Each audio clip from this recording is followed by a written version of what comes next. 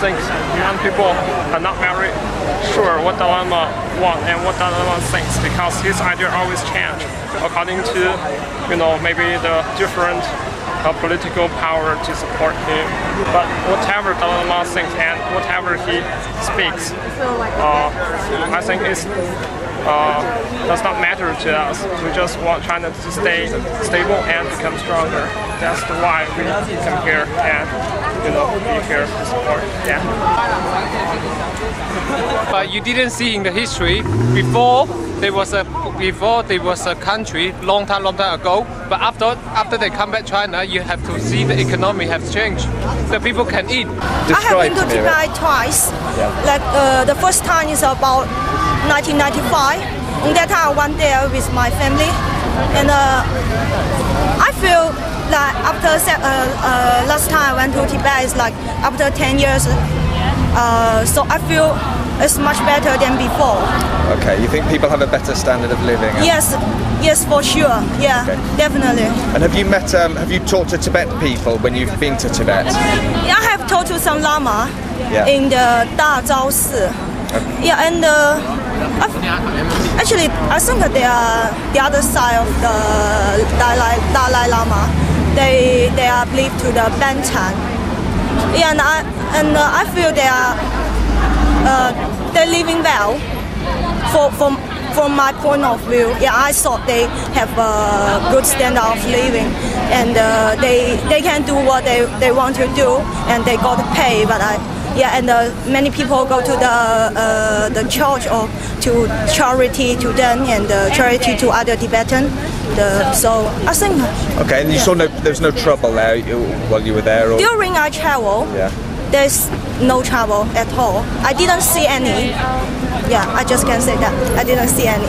I have been doing 3 months of volunteer work in Tibet, and I tell you the truth. Now the young generations of Tibetan people, they enjoy their life. They have equal opportunities of college and work. The problem is that now the Tibetan people and the Chinese, we are like the same nation. It's like we are same kind of people.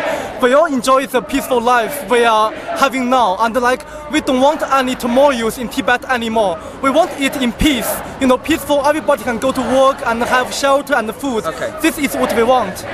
I'm just want to tell the British people, please respect truth, respect history. If you want to know something, not from the media, not from any other, you have to from the history. And there is no absolutely right. No, it's very difficult to tell from history because you don't know who's written that history.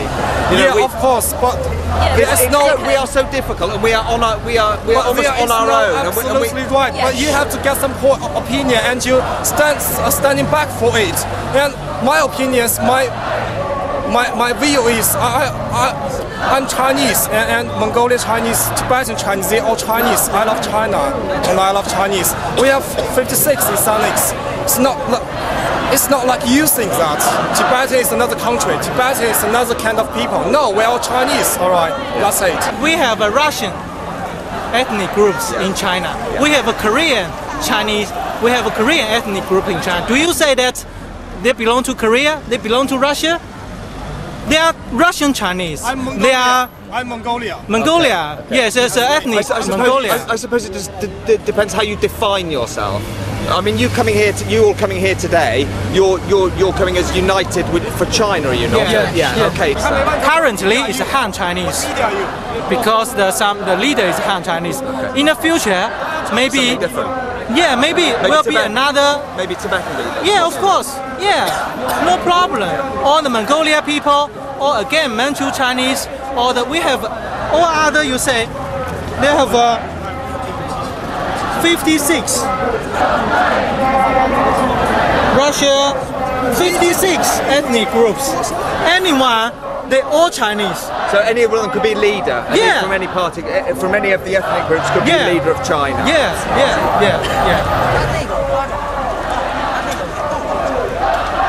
I presume the Tibetan people see the Dalai Lama as their political leader, and their spiritual leader, and an all-encompassing leader. Yeah. So, if the Dalai Lama is only seen as a religious figure, why is it that our government won't meet the Dalai Lama in Parliament? Because that seems to me that there's a political motive there for them not. Because I think it's like Dalai Lama is a separatist, and he's like he represents the figures of separatists. So maybe Gordon Brown thinks Dalai Lama will separate Scotland from Britain. I mean, this could be the the reason. Do you talk to Tibetan people about how they felt about the Dalai Lama? I mean, for normal people, they just after food and shelter, that's all. Sure. They don't really interested in political or any politics, anything. You mentioned that British government wouldn't, meet Dalai Lama, but I think that's more to do with British government itself. Dalai Lama would want to go back to Tibet, I presume. That's where he was born, wasn't it? And where he had to leave in the 50s. So what's the view of Chinese people and the Chinese government about him returning to Tibet? We've been welcoming him all the way through, and the Chinese government has spoken to his spokesman, saying if you want to do anything, if you want to talk, you just come back to China and we'll always welcome you. And he's been lying outside of China, saying that China would against me once I go back, but it's not true. We've been welcoming him for the whole time, and we'll always do. If there is a majority of those who would like the Dalai Lama to be the political leader, right? Don't we have a case then like Chechnya or something like that in Russia, where with the Sunnis and all these different groups over the world that they need to have their individuality respected. Well, I mean, point taken, but the truth is, no majority of the Tibetans support Dalai Lama. That's the truth. Of course, we give people human rights. You've been talking about China doesn't have human rights and we can't do this. I didn't say that. No, not you. I'm just saying the Western media and the perception for most Western peoples, but it's not true. If you want to go, well, it's as true as the British people don't have human rights either. The British government go into Iraq without any. Exactly. And there's plenty of people starving in the country, and it's not. You can't anyone. We're not saying this for no reason, because Tibet itself is a beautiful, so nice place, and people that are really, really nice. If you just have a chance, go there and have a look yourself. Thank you. Thanks very much. Pleasure to meet you. Okay, take care. All right, thank you.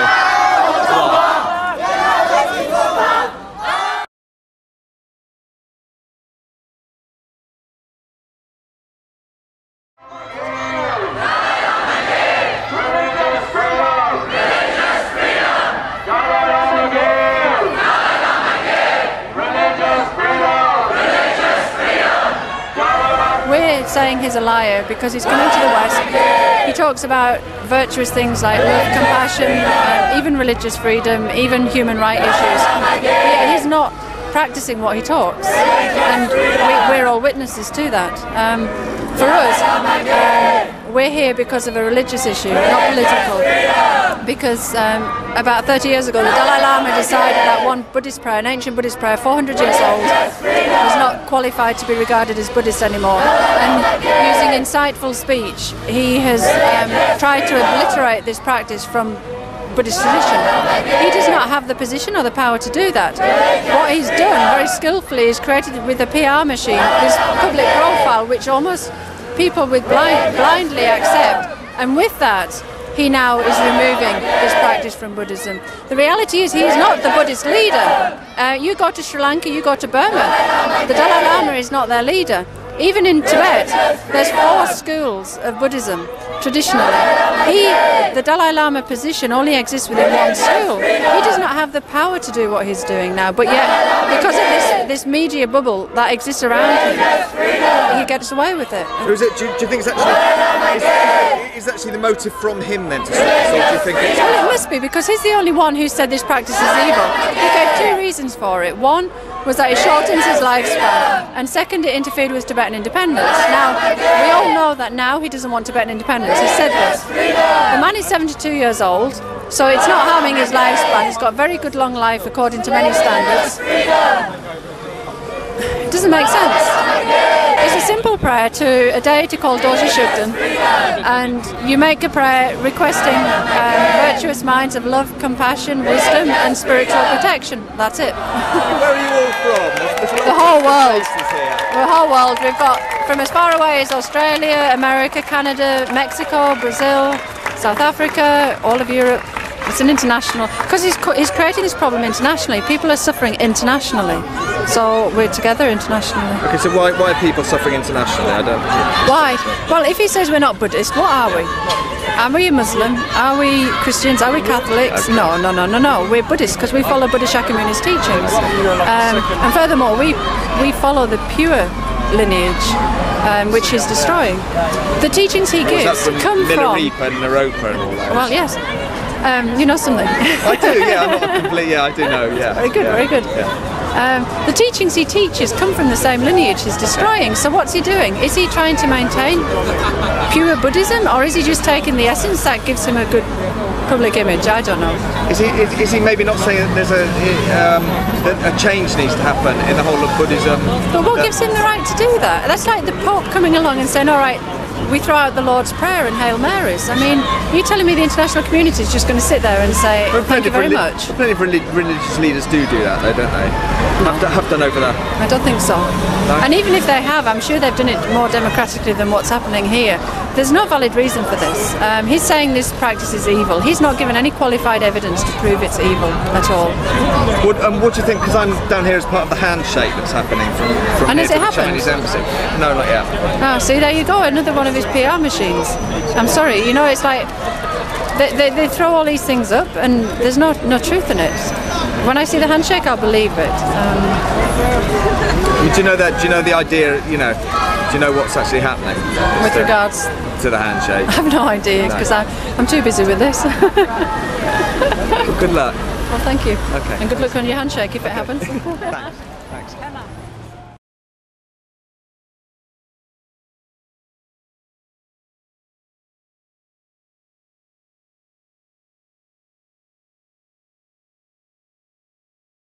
Long live Dalai Lama! Long live Dalai Lama! Dalai Lama! Shugden! Shugden! Shugden! I feel really good that he's coming to this country because I have the chance to meet him, but they are trying to make him go away. That's why they're shouting right now. We want peace. They don't. That's why they. I think they want peace too. They want peace by getting us out of this country. Do you go back to Tibet a lot? Pardon? Do you go back to Tibet? Sometimes. Yeah. Okay. And when you go back to Tibet, what's it like in Tibet with the Chinese there? How is it there? I feel really fed up of Chinese going in our country one by one, every month and every year. But I'm really glad that Dalai Lama has come to this country because he wants to meet people.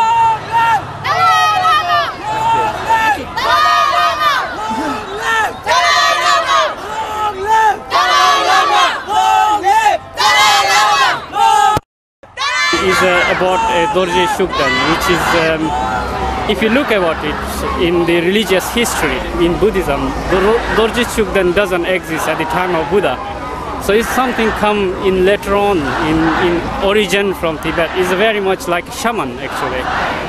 You can say very much like shaman, and which create huge chaos and lots of problems in Tibet, like flooding and all these things, which believed to be because of Dorje Shugden.